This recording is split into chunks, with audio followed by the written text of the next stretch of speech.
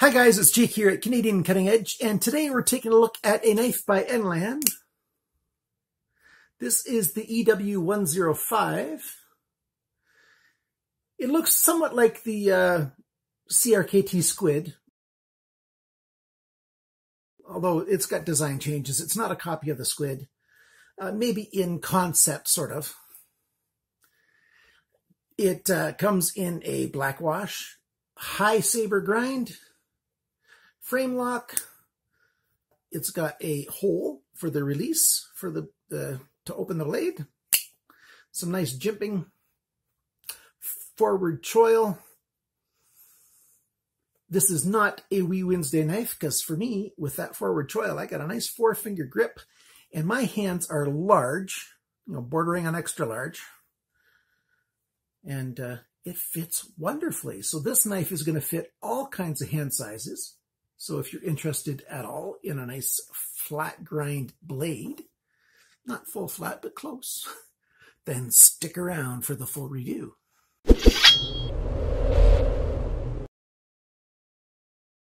As most Enlans are, this knife has 8CR13 MOV steel, as it says right there on the blade.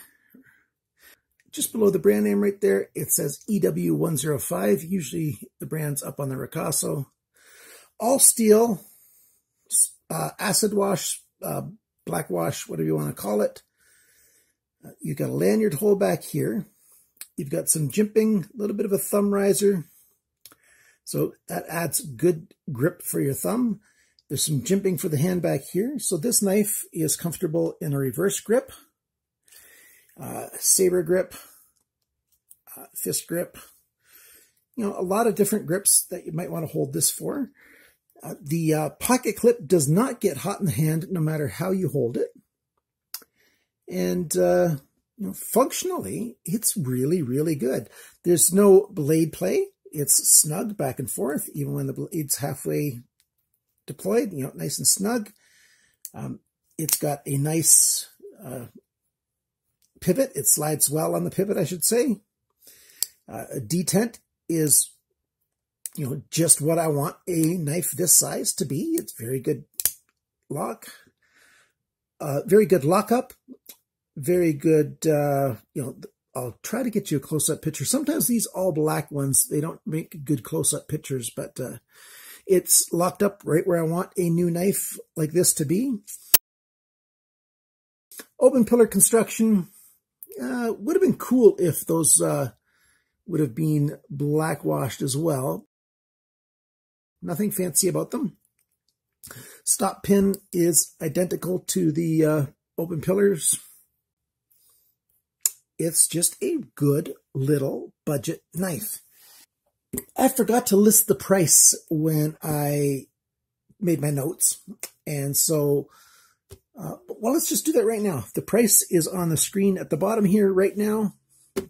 I got mine from GearBest. They sent me one for free, and I believe I inadvertently bought one myself because I have 2 of them. So thank you so much to GearBest for sending this to me, and I'll have a spare one to do in a giveaway. Hopefully I'm doing a giveaway very soon, guys. As soon as we get to 2,500 subscribers, we'll be doing a giveaway, and we'll have some lower cost knives, and we're going to have some of my higher cost knives. I've been doing a review on a knife that's over $50, probably one a week for the last while, and I've got a few more still to go. So that's a good thing for, good giveaways. And I'm willing to sell a lot of my knives as well because I'm still raising funds for my mother's cancer care. Even though we're in Canada, there's a lot of expenses that aren't covered, and there's some good treatments that aren't covered as well. So let's talk a little bit more about, the general stuff about this knife, and then we'll do the sizes. We've got a drop point. There's no swedges. It's a high saber grind, and you can see the line right there where it ends. That gives you enough flat steel to clamp onto a sharpening system, which is really good. All the knives that I'm going to do on my giveaway, by the way, I know I'm bouncing back and forth, I will sharpen in my TS Prof system. So they'll have a near mirror finish, not quite a mirror finish, but close. And that'll be really, really nice. Some people might call this a spear point instead of a drop point. And yes, it's very close to that. You decide what you're going to call it. It's a little bit weighty for its size. We'll talk about that in a minute. I will show you a picture of the washers. You can see the white nylon washer on this side. And on this side, if I move it back, you can see that little bit of bronze right there. There's a good close-up of the blade. And you get a big cutout right here for the your thumb relief to open the knife. That works really, really well because of all that extra size you've got there. Good sized lanyard hole back here. And there's a better look at that jimping. And there's that relief cut for the frame lock right there. There we go, the thumb riser jimping and the stop pin. You can also see very clearly at this zoomed in about this pocket clip. That's one thing I don't like. I'm going to talk about that before I do the sizes. It's just a painted steel pocket clip. It's like it's an afterthought. So many times, especially on budget knives, but I see it on expensive knives too, the pocket clip seems like an afterthought. Why not have a steel acid washed pocket clip that matches the knife? That'd be really nice, wouldn't it? Is it too much to ask for? Enlan, is it? I don't think it is. You can see Torx construction all over.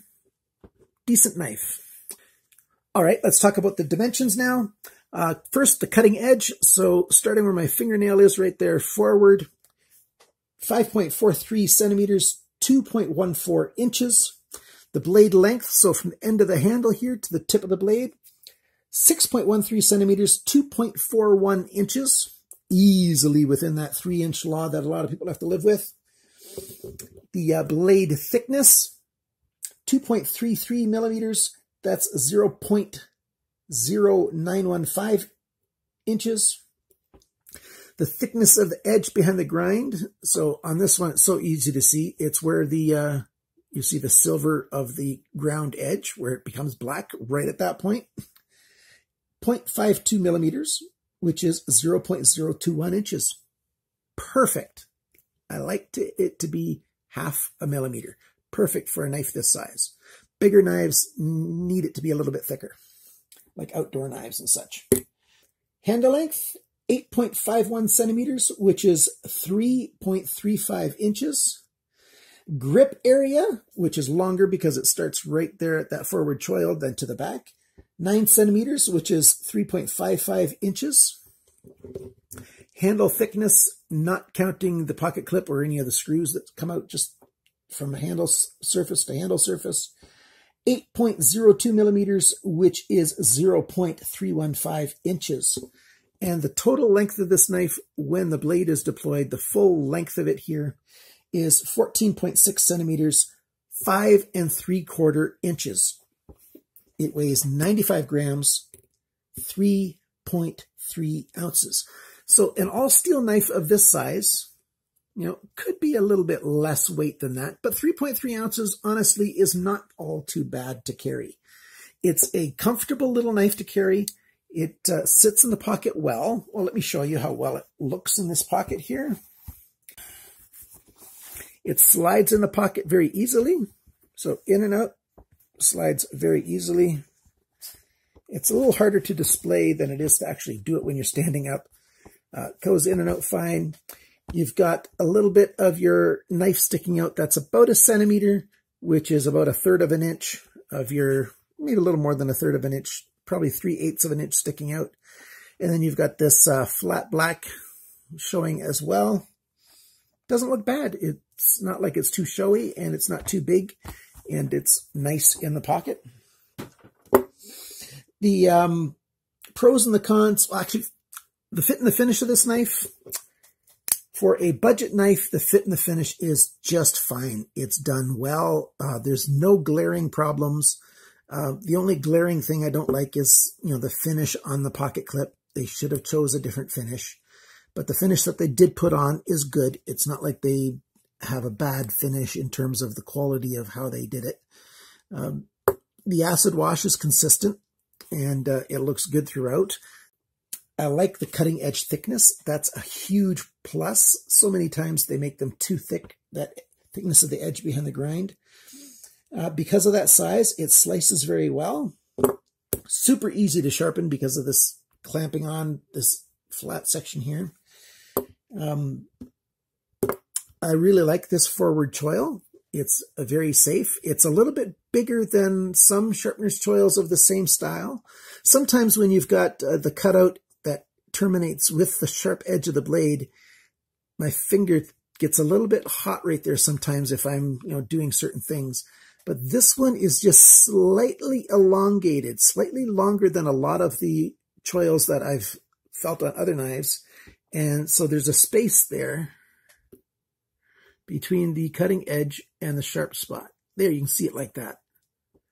Whereas usually I'm right on it with my finger, and I don't really like that. So kudos to Enlan for making it that size. It was probably an accident and not on purpose, but glad they did it anyways. The jimping's good for all the variety of different holds, and I've already shown you some of those.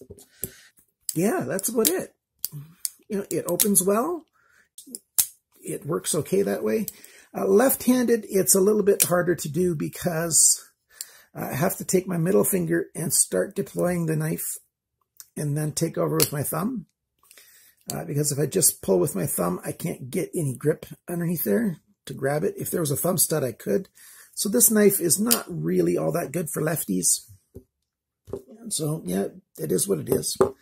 Let's show you some cut tests and keep moving forward with this video.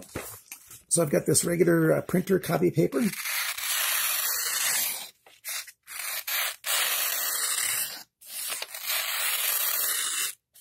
Cuts quite well.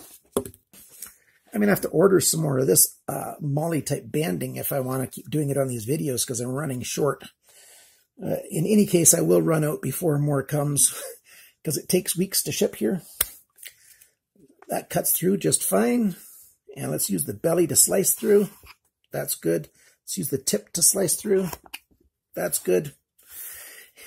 It's a good knife for basic, general EDC kind of tasks.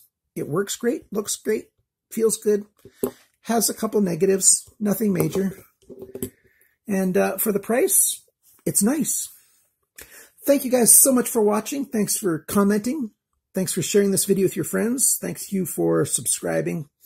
And remember to always cut towards your chum and not your thumb.